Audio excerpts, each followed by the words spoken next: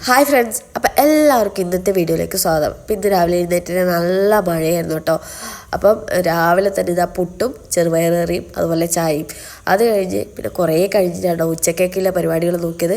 അപ്പോൾ ഉച്ചക്കേക്ക് ഞാൻ ഇന്ന് സാമ്പാറാണ് ആക്കിയിട്ടുള്ളത്. അപ്പോൾ സാമ്പാർ കറി റെഡി ആയിട്ടാണ് ഇനി കൂന്തൽ ഫ്രൈ ആണ് ആക്കാൻ വേണ്ടിയിട്ട് പോകുന്നത്. പിന്നെ ഒരു തോരനുണ്ടായിരുന്നു. കൂന്തൽ ഫ്രൈക്ക് ഞാൻ എന്താ സവാളയിലും ചട്ടിയിൽ ഇതുപോലെ വഴറ്റാൻ വേണ്ടി വെച്ചിട്ടുണ്ട്. അപ്പോൾ അത് കഴിഞ്ഞ് അതിലേക്ക് തക്കാളിയിലിട്ട് കൂന്തൽ ഞാൻ നേരത്തെ കഴുകി വൃത്തിയാക്കി റെഡിയാക്കി വെച്ചിട്ടുണ്ട് കേട്ടോ. അപ്പം നല്ല കൂന്തലായിരുന്നു കിട്ടിയിട്ടുണ്ട്, നല്ല ഫ്രഷ് കൂന്തൽ.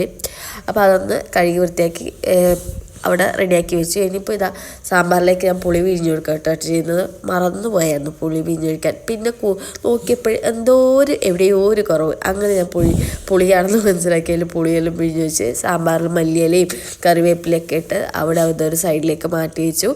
പിന്നെ ഞാൻ പറയില്ലേ കൂന്തൽ റെഡിയാക്കി വെച്ചിട്ടുണ്ടായിരുന്നു എന്ന്, അത് ഫ്രീസറിൽ വെച്ചതാണ്. അപ്പോൾ ഞാൻ വേഗം അത് വെള്ളത്തിലൊക്കെ ഇട്ട് പിന്നെ അതിൻ്റെ തണുപ്പൊക്കെ കളയണമല്ലോ, അങ്ങനെ കട്ടയെല്ലാം ഉരുക്കിയെടുക്കാൻ വേണ്ടിയിട്ട് അവിടെ വെച്ചിട്ടുണ്ട്.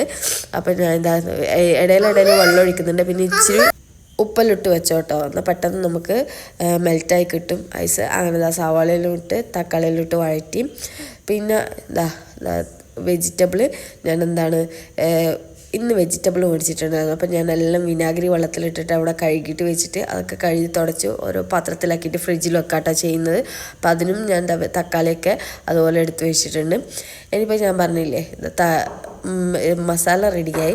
ഇനി ഇതിലേക്ക് എല്ലാ പൊടികളുമാണ് ഇടേണ്ടത്.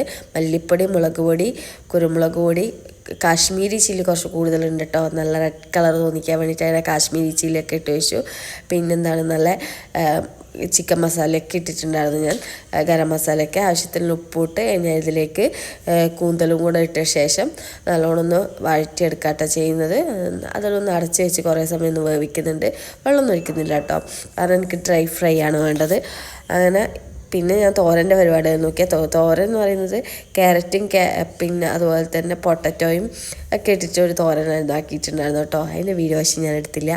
അപ്പോൾ ഇതാണുള്ള കൂന്തൽ ഫ്രൈ റെഡി ആവുന്നുണ്ട്. എനിക്ക് ഭയങ്കര ഇഷ്ടമാണ് കേട്ടോ കൂന്തൽ ഫ്രൈ. അങ്ങനെ ചോറെല്ലാം വെച്ച് ഒക്കെ കഴിഞ്ഞ് പിന്നെ ദിയമോള പ്രാക്ടീസ് ഉണ്ടായിരുന്നു. അപ്പം നേരെ ദിയമോള പ്രാക്ടീസിൻ്റെ അടുത്തേക്ക് പോകാട്ടോ ചെയ്തിട്ടുണ്ടായിരുന്നത്. പിന്നെ ഇന്നത്തെ വീഡിയോ അപ്പോൾ ഇത്രയേ ഉള്ളൂ. അപ്പോൾ താങ്ക് യു ഫോർ വാച്ചിങ്.